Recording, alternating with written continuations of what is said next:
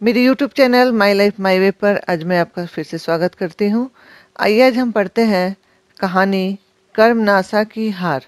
ये कहानी समाज के अंधविश्वास पर आधारित एक कहानी है। अंधविश्वास एक सोच है जो बड़े पैमाने पर समाज द्वारा सहेज कर रखी जाती है।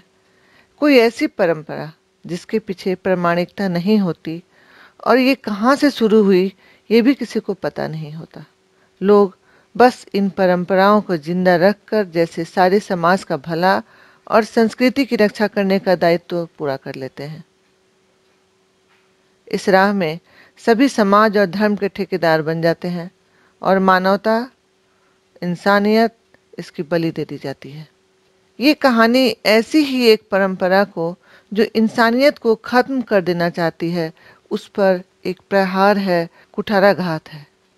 कर्मनासा की हार एक गांव नई डीह की कहानी है जहां हर बारिश में बाढ़ का प्रकोप ऐसा होता है जैसे किसी पाप का फल सारा गांव भुगतने के लिए बाध्य हो। जैसे बिना बलि दिए इसकी पिपासा शांत नहीं हो सकती। हर बारिश में बाढ़ किसी न किसी की बलि लिए बगैर लौटती नहीं।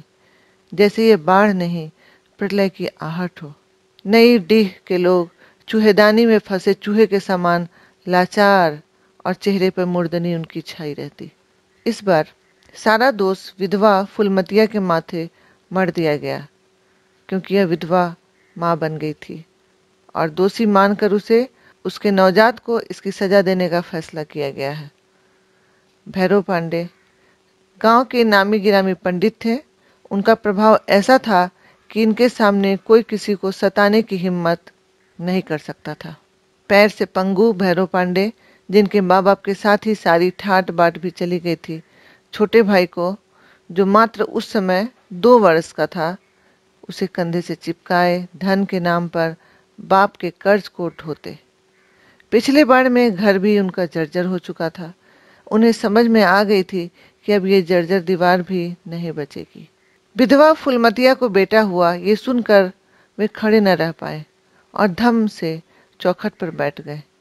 भय ने पीड़ा का रूप ले लिया और वे बुदबुदा उठे। ये कर्मनासा की बाढ़ इस बार बरसों की उनके बाप दादा की प्रतिष्ठा को हड़पने आई है।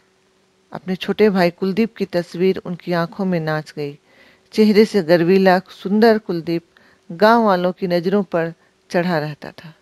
पांडे सारा दिन जनेऊ बनाते, जजमानी चलाते, पत्रा देखते, सत्यनारायण की कथा बाँचते और कुलदीप को पढ़ाने लिखाने और उसके कपड़े लत्ते में उनका पैसा चला जाता। कुलदीप और फुलमतिया आपस में एक दूसरे को पसंद करने लगे थे। ये बात पांडे से छुपी नहीं थी। कई बार उन्होंने इज्जत का हवाला देकर कुलदीप को समझाने की भी कोशिश की थी, परंतु वे ये भांप गए थे कि जिस रास्ते पर कुलदीप चल पड़ा है अब वह वहां से लौटेगा नहीं। वे मन में विचार करते कि काश फुलमतिया उनकी जाति की होती, मल्लाह न होती या विधवा न होती तो अच्छा होता। पांडे के समझाने पर भी कुलदीप फुलमतिया से दूरी न रख सका और साक्षात पांडे के सामने दोनों एक साथ इस पाप के भागीदार दिखे। और पांडे ने जब फुलमतिया को भला बुरा कहा तो उसने भी स्वीकृति के साथ कुलदीप को ही दोषी ठहराया। पांडे उस दिन कुलदीप पर हाथ उठाने से अपने को रोक न सके और फिर उस दिन के बाद कुलदीप घर लौटकर नहीं आया। इस बात को 3 से 4 महीने करीब बीत चुके थे। पांडे कुलदीप के जाने की पीड़ा से कराह उठते और अपने को ही दोष देते रहते। बचपन से जिसे कभी आंखों से ओझल न होने दिया, अपने हाथों से खिलाया पिलाया पाला पोसा, उसने जरा भी पांडे के बारे में न सोचा। अपनी पीड़ा को मन में ही दबाने के सिवा और कोई चारा नहीं था पांडे के पास।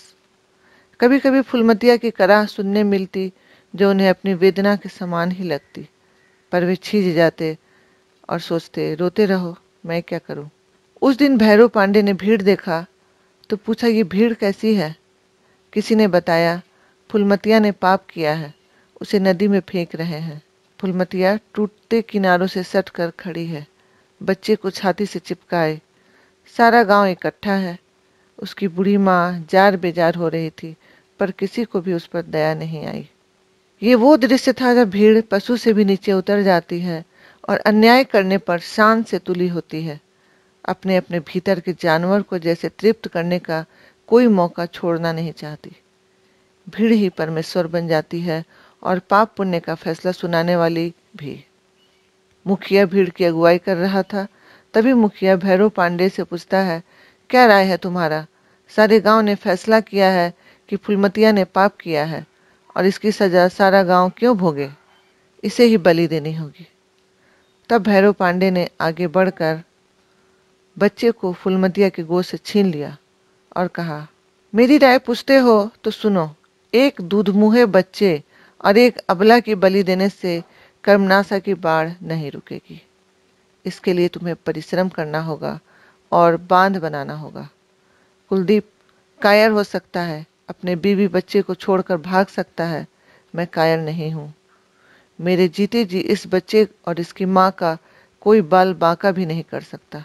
मुखिया ये सुनकर कह उठा, तो ये पांडे जी की बहू है, पाप का फल तो भोगना ही पड़ेगा पांडे जी।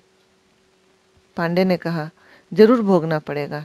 मैं आपके समाज को कर्मनाशा से कम नहीं समझता, किंतु अगर मैं यहाँ एक एक के पाप गिनाने लगूं तो सभी को परिवार समेत कर्मनाशा के पेट में जाना होगा। है कोई तैयार जाने को?